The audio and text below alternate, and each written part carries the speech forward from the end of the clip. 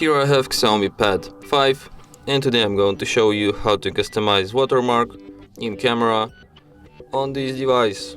So firstly, let's open camera, then tap here, go to its settings, then go to the watermark. So you have to firstly enable device watermark, and now you can add your custom watermark.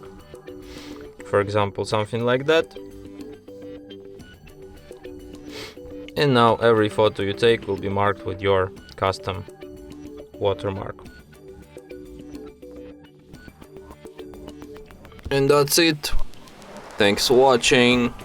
If you find this tutorial useful, don't forget to hit that like button and subscribe to our channel.